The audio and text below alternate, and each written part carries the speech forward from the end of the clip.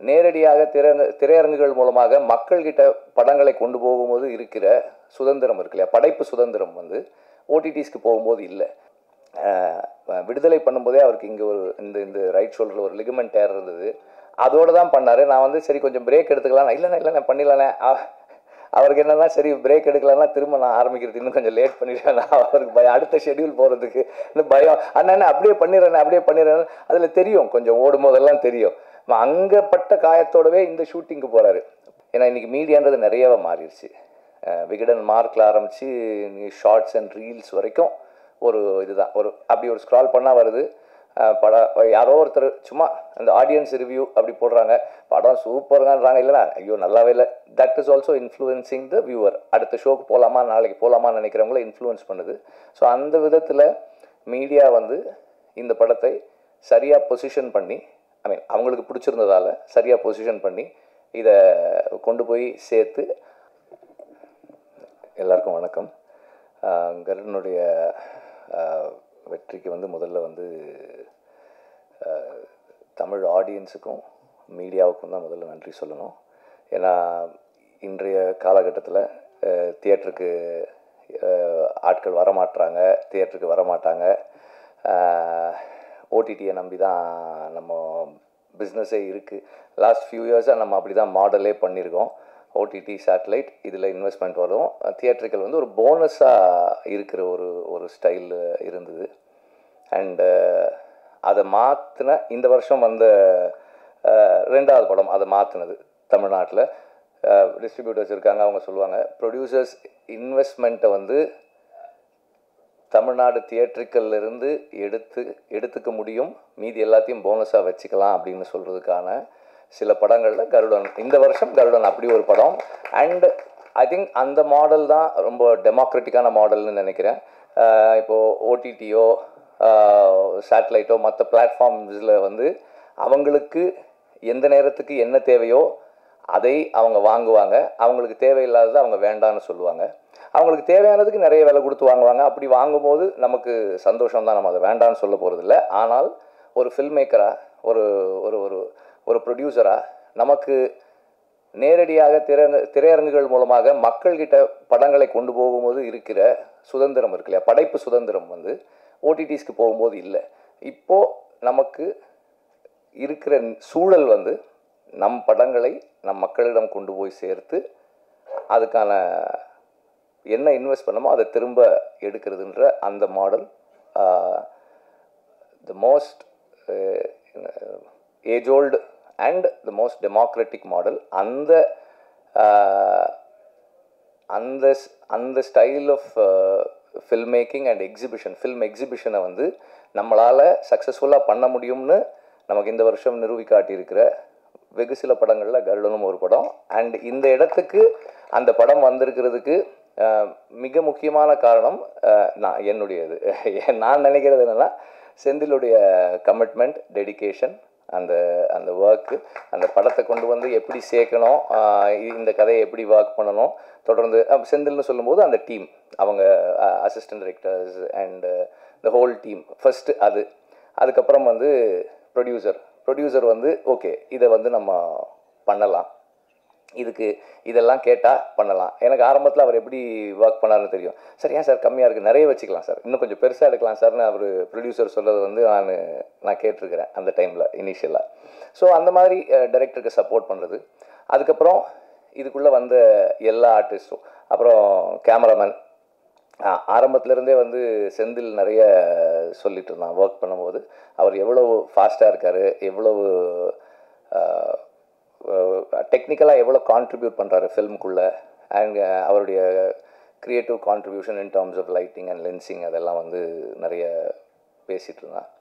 And எல்லா நடிகர்களும் அவங்களுக்கானதை இப்போ எனக்கு நான் அன்றைக்கி முதல்ல சொன்னது தான், அந்த இதில் சொன்னதான், அவரெல்லாம் வந்து சசியெல்லாம் வந்து வந்தது வந்து அது சூரியனுடைய அந்த கேரக்டர் தான் நினைக்கிறேன். அவர் இத்தனை வருடமாக வந்து அவர் என்னவா இருக்காரோ அதுக்காக தான் அவங்க எல்லாம் வந்தாங்கன்னு நினைக்கிறேன்.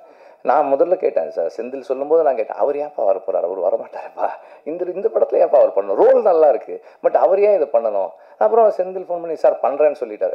செந்தில் சொன்னாரா சூரி சொன்னாரா தெரியல, 2 பேர் யாரோ ஒருத்தர் சொன்னாங்க. எனக்கு ஆச்சரியமாக இருந்தது, அப்படியா படத்துக்கு பெரிய ப்ளஸ்ஸாக இருக்கும் அப்படின்னு தான் சொன்னனால படம் பார்த்துட்டு நான் என்ன ஃபீல் பண்ணேன்னா அவருக்கு இது ஒரு எக்ஸ்ட்ராடனரியான ஒரு கேரக்டராக இருக்குது அப்படின்னு எனக்கு இருந்தது. அவர் சொன்ன மாதிரி அவர் அவர் ஒரு விஷயத்துக்காக வந்தார், அது கூட அவருக்கு இன்னொரு போனஸும் இருந்தது. அண்ட் சூரியுடைய commitment to do a film, அது வந்து எனக்கு ஒரு ரோல் பண்ணணும்னா விடுதலை பண்ணும்போதே அவருக்கு இங்கே ஒரு இந்த ரைட் ஷோல்டரில் ஒரு லிகமெண்ட் டேர் இருந்தது, அதோடு தான் பண்ணார். நான் வந்து சரி கொஞ்சம் பிரேக் எடுத்துக்கலாம், இல்லைண்ணே பண்ணிடலானே. அவருக்கு என்னென்னா சரி பிரேக் எடுக்கலாம்னா திரும்ப நான் ஆரம்பிக்கிறது இன்னும் கொஞ்சம் லேட் பண்ணிடுவேன், அவருக்கு பயம், அடுத்த ஷெட்யூல் போகிறதுக்கு இன்னும் பயம். அண்ணா அப்படியே பண்ணிடுறேன். அதில் தெரியும் கொஞ்சம் ஓடும் போதெல்லாம் தெரியும். அங்கே பட்ட காயத்தோடவே இந்த ஷூட்டிங்கு போகிறாரு. போனால் அங்கேயும் போய் சும்மா இல்லாமல் அந்த ஃபஸ்ட்டு அந்த டைட்டில் ரிவீல் பண்ண அந்த இதில் ஒர்க் பண்ணி இன்னும் டேமேஜ் பண்ணிக்கிட்டார். ஆனாலும் அதை வந்து என்கிட்ட ஒரு டைரக்டர் இதை கேட்குறாங்க, எனக்கு இப்படி ஒரு ஆப்பர்ச்சுனிட்டி கிடைச்சிருக்கு, இதில் என்னோட 100% நான் கொடுக்காமல் இருந்துடக்கூடாதுன்னு சூரி நினைக்கிறது இருக்கு இல்லையா, அது வந்து ஒரு டைரக்டருக்கு வந்து ஒரு பெரிய டிலைட்டாக இருக்குது ஒர்க் பண்ணுறதுக்கு. இப்போ எனக்கு அப்படி இருந்தது, செந்திலுக்கும் கண்டிப்பாக அப்படி இருந்திருக்கும்னு நான் நினைக்கிறேன். ஏன்னா நம்ம சூரி இங்கேருந்து கொஞ்சம் கீழே ஒரு 10 அடியிலேருந்து குதிச்சா கொஞ்சம் நல்லாயிருக்கும் இந்த ஷாட்டு. சரிண்ணே அது மேலே இருக்கேன் அண்ணே, அதுக்கு மேலே உனக்கு ஒரு 15 அடி அங்கேருந்து குதிக்கிட்டு போனால் இன்னும் நல்லாயிருக்குண்ணே. ஓகே குதிங்க அப்படின்னு தான் இருக்கும். அந்த மாதிரி ஒரு நம்மளை இம்ப்ரெஸ் பண்ணுறதுக்கும் சர்ப்ரைஸ் பண்ணுறதுக்கும் எப்போதுமே தயாராக இருக்கிற ஒரு நடிகனாக இருக்கிறாரு. அண்டு ஒரு is being true to himself. ஒரு ஒரு கேமரா ரோல் ஆகும்போது நடிக்க முயற்சி பண்ணாமல் அதை உணர்வை உள்வாங்கி அந்த கதாபாத்திரமாக இருக்க முயற்சி பண்ணுறாரு. அது வந்து ரொம்ப ஒரு முக்கியமான ஒரு கேரக்டரிஸ்டிக்ஸ். அதை அப்படியே அவர் வளர்த்துக்கிட்டாருன்னா இன்னும் நல்லாயிருக்கும். அண்ட் இன்னும் நிறைய பேர் ஆர்வி உதயகுமார் சார், சார் நீங்கள் நல்லா நடிப்பீங்கன்னு எங்களுக்கெல்லாம் முன்னாடியே தெரியும் சார், உங்களுக்கு ஏற்ற கேரக்டர்ஸ் வரல சார், அவ்வளோதான் சார், வரும்போது கண்டிப்பாக கூப்பிட்டுருவோம் சார். அண்ட் இந்த படத்தை டிஸ்ட்ரிபியூட் பண்ணியிருக்கிற 5 ஸ்டார் செந்தில் சார், அவங்க வந்து இப்போ 2-3 படங்கள் பண்ணிக்கிட்டு இருக்காங்க, நல்லா பண்ணுறாங்க. அண்டு இந்த படத்தை சரியாக கொண்டு போய் சேர்த்த இதுக்கு வந்து நானும் நன்றி தெரிவிச்சுக்கிறேன். ரொம்ப எஃபிஷியண்ட்டாக டிஸ்ட்ரிபியூட்டர்ஸ் எல்லாருமே நல்லா பண்ணியிருந்தீங்க படத்தை. அண்டு எல்லா படத்துக்கும் ரிலீஸ் நேரத்தில் ப்ராப்ளம்ஸ் வரும், எல்லா படத்துக்கும் ப்ராப்ளம்ஸ் வரும்.